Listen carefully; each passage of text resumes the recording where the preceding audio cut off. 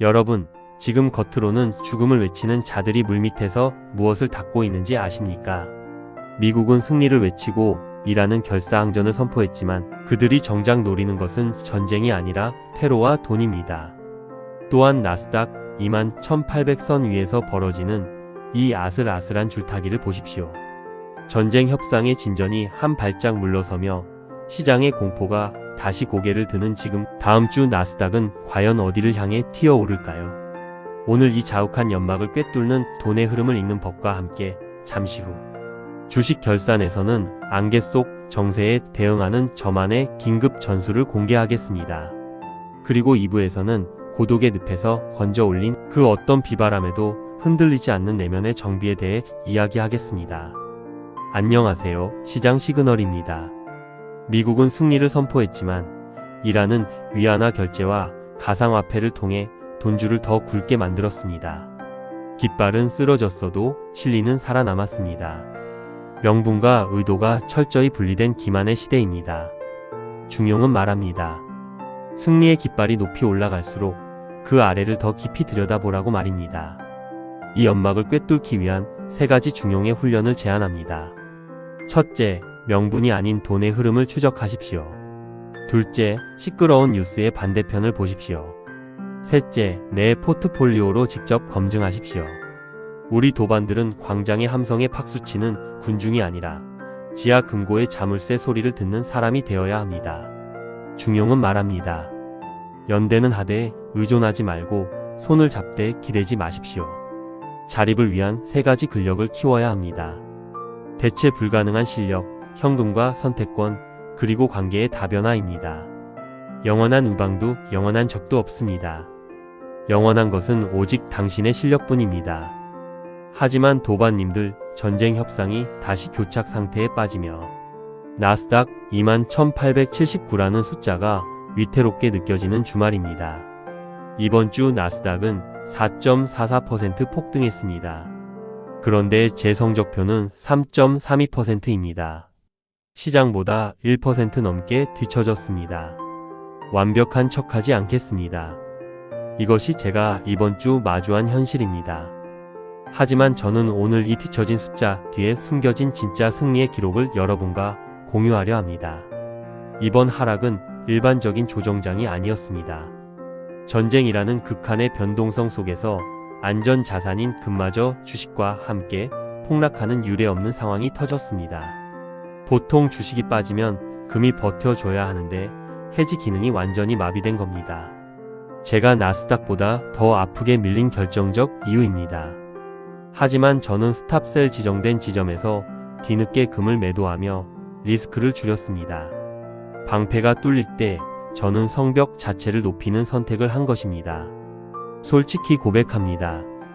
이번 주 시장이 환호하며 오를 때 저도 사람인지라 복잡했습니다. 추세 전환인가, 지금 안 타면 늦나 하는 조바심, 즉 포모가 찾아왔습니다. 그래서 변동성 큰 코이드와 샌디스크의 소량 병력을 투입했습니다. 하지만 곧 깨달았습니다. 데이터가 확실치 않은데 손실을 만회하려는 욕심이 앞섰다는 것을요. 저는 즉시 칼을 거두고 매도했습니다. 수익보다 더 중요한 것 더 많이. 잃지 않는 리스크 관리와 다음 주를 위한 확실한 신호에 집중하기로 했습니다. 나스닥 지수를 이기는 것 정말 힘든 일입니다. 하지만 그보다 중요한 건 패닉 상태가 아닌 계획된 매매를 하는 것입니다. 저는 현재 인도 ETF인 INDA와 한국 ETF인 EWY라는 새로운 영토에 아주 소량만 발을 들여놓았습니다. 소량이기에 흔들림이 없고 확실한 신호를 기다릴 여유가 있습니다. 성공 투자도 좋지만 현재의 마음의 평화를 저당 잡히는 투자는 하지 않겠습니다. 여러분의 투자 원칙은 안녕하십니까? 현금 30%를 확보한 채 맞는 이성금요일 제 평원 지수는 8점입니다. 이 팽팽하게 압축된 에너지는 다음 주 이란 리스크가 해소되는 순간 나스닥을 추월하는 강력한 반격의 창이 될 것입니다. 모두 자신만의 기준 안에서 유연하고 즐거운 투자하시길 바랍니다. 하지만 지기님들, 숫자의 전쟁터에서 잠시 벗어나 나를 정직하게 대면해 본 적이 언제입니까? 계획된 매매보다 더 중요한 것은 흔들리는 나를 붙잡아줄 단단한 내면의 근력입니다. 고독의 늪에서 건져 올린 관계의 진한 향기, 2부 오늘의 중용에서 이어가겠습니다.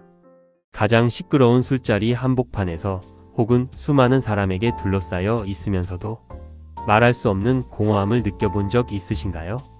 어쩌면 우리가 그토록 사람을 찾아 헤매고 소음에 집착했던 이유는 내 안에 누군가를 마주하는 것이 죽기보다 두려웠기 때문은 아닐까요?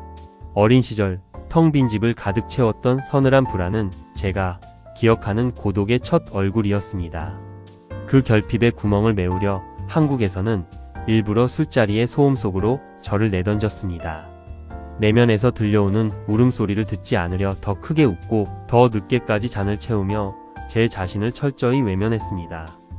하지만 미국이라는 낯선 땅에서 마주한 거대한 침묵은 달랐습니다.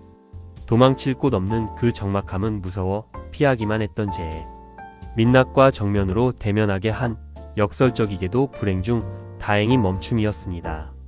고독의 늪에 깊이 빠져 허우적거려 보고 나서야 비로소 깨달았습니다. 나 자신을 온전히 사랑할 줄 아는 사람만이 타인과도 단단하게 연결될 수 있다는 그 아픈 진리를 말입니다. 솔직히 말씀드리면 지금도 가끔 그 고독이 불쑥 올라옵니다. 사람들 사이에 즐겁게 있다가도 문득 저 혼자만 덩그러니 섬처럼 떠있는 기분이 들 때가 있습니다. 저는 고독을 완전히 정복하거나 이겨낸 초인이 아닙니다. 저 역시 여전히 고독을 대하는 법을 하루하루 배워나가는 사람일 뿐입니다. 이제 제게 고독은 영혼을 좀먹는 공포가 아닙니다.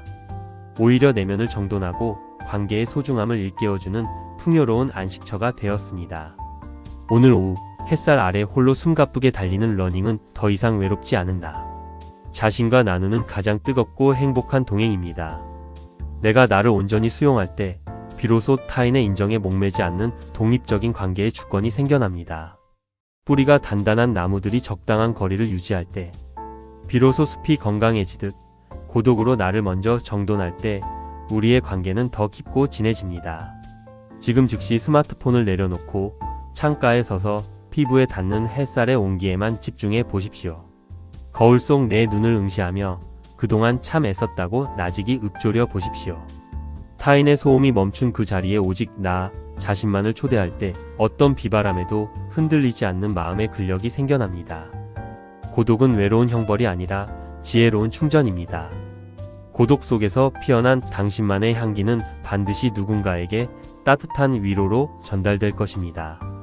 마지막으로 여러분의 가슴을 향해 질문을 던집니다. 당신이 홀로 머무는 그 시간은 자신의 본연을 단단하게 다지는 내면의 정비입니까? 아니면 타인과 더 깊이 연결되기 위해 여백을 마련하는 조화로운 기다림입니까? 오늘 LA 중용 시선과 함께 하신 시간이 여러분의 하루를 조금 더 단단하게 지탱해주는 힘이 되었기를 바랍니다. 영상에서 다 전하지 못한 깊은 성찰은 매일 아침 뉴스레터 오늘의 중용에서 이어집니다. 지금까지 중용직이었습니다. 오늘도 치우침 없는 마음으로 평안하십시오. 고맙습니다.